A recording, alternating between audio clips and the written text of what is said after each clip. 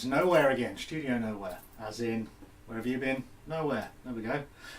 Right, so, as promised, I'm going to make a little bit of noise tonight and show you a few things in the studio and introduce you a little bit to process, stuff like that. I've just been having a noodle. I've been having a little noodle with some noises, and it's been quite fun, so I think it's appropriate to kind of share it at this point and, you know, let you hear what I'm doing, how I do it.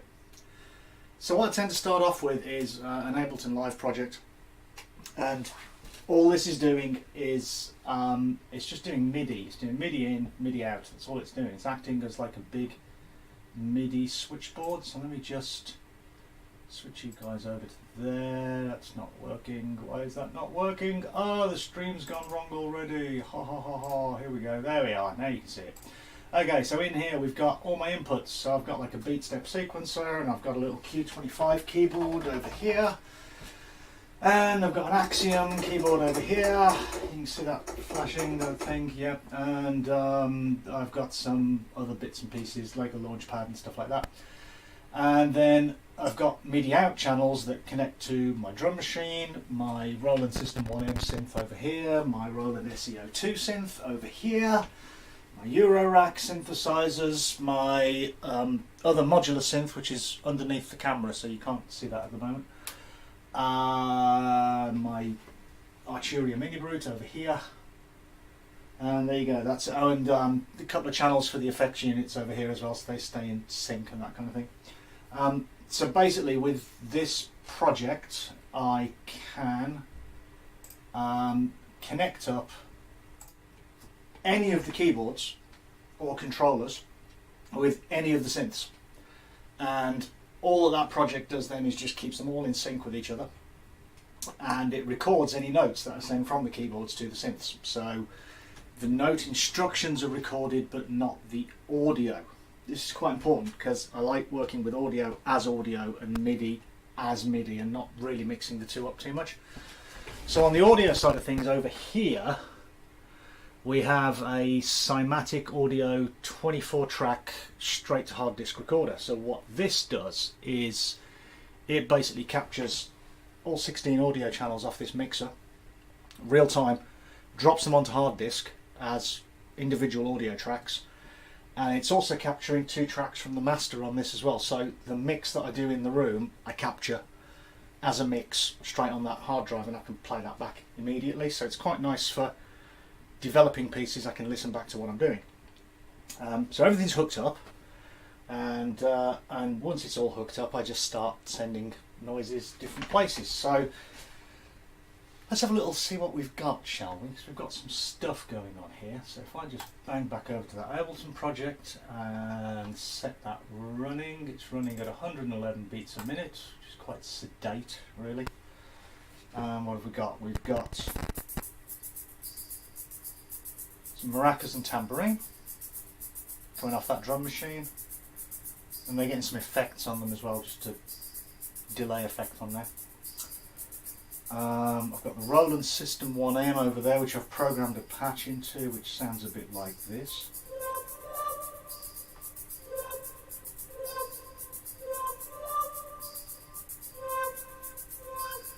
So far so repetitive. There we go.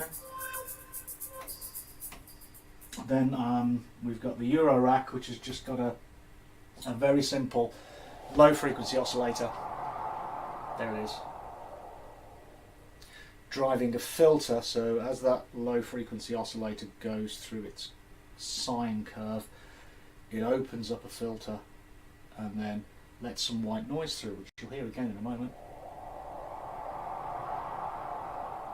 There you go, just a nice sort of breathing kind of sound. That's quite nice. On the 5U modular, which is under the camera, again I've got some white noise stuff going on through a clocked gate that's firing every 4 beats, I think, and that's just got an envelope on it just to shape it a bit so you're getting this. And again there's some delay on that. See here. Delay. There we are.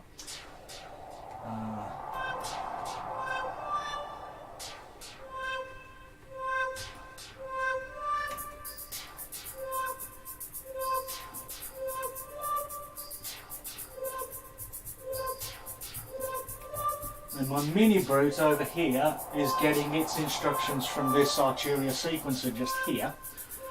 So we'll wait for that to come around the block. That gives us a baseline. Quite nice. Nice bit of kick with a delay on it again.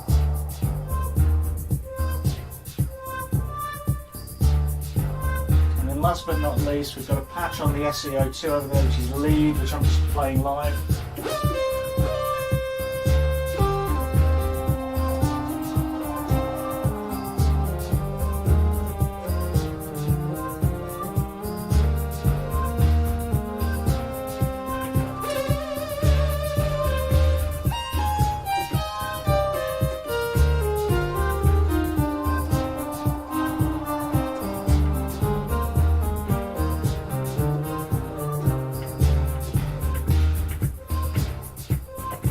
Oh, and then finally, actually, there's the theremin as well.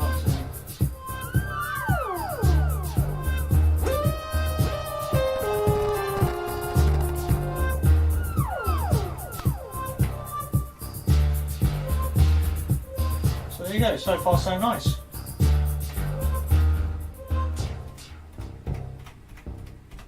So that tends to be how tracks start off with me. I do just like some very simple little repetitive loops. Jam a lead line over the top of it, and then get a take of that, and then kind of refine that in Ableton, start messing around with the MIDI notes in there, expand things out a bit, add a few more chords in, a few more parts, and it gradually takes shape from there. So that's kind of my process. So I thought what we might have a go at doing now is just getting a take of that. So I'm going to hit record on there. This thing's great because that's all you got to do, hit record. And it actually started recording 5 seconds ago because it buffers 5 seconds of audio in memory all the time, which is great because if you're in the middle of doing something and you go, oh man, that sounds great, you just hit the big button and there you go. Nice big friendly buttons, that's what I like to say because I'm quite sort of old school in that regard. So let's just put this together. See what we can do here.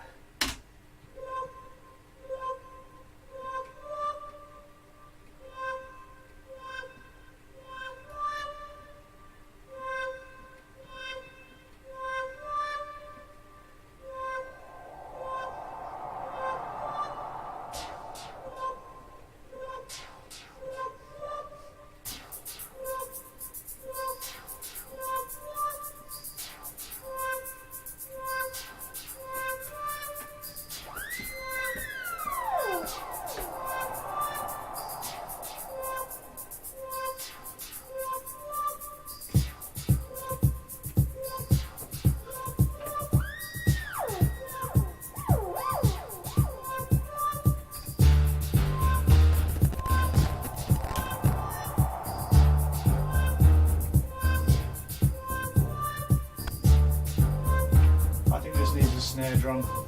Let's get a snare drum into it. Here's my drum part.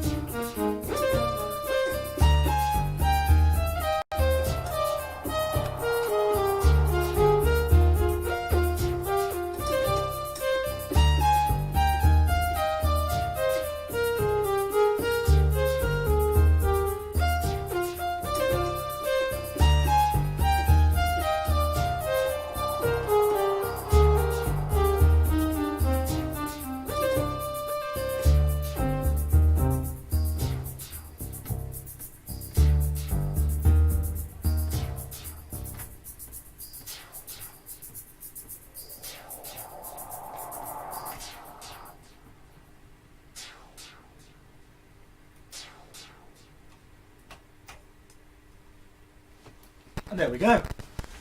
And that's a take. So I've got that in the bag now, and what I'll do is I'll probably listen to that in the car tomorrow. Have a think about all the things I really hate about it, because there are bound to be loads. And then I'll take the bits, have a mess with all the individual sounds on it, probably have a mess with all the MIDI parts, then I'll change everything again, and then I'll change everything again.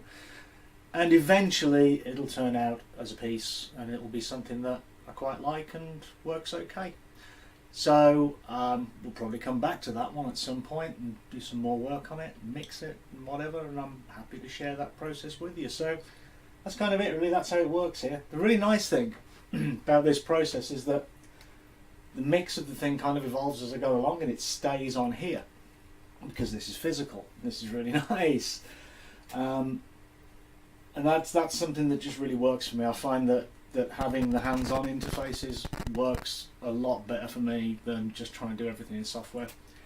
Trying to do everything in software never used to really quite work out for me. Don't know why, it just never did. So I'm kind of much happier with how things are working at the moment and how things are going at the moment. So there you go, that's the room, that's the process, and hopefully you'll come and join me in Studio Nowhere again, and I'll see you soon. Bye for now.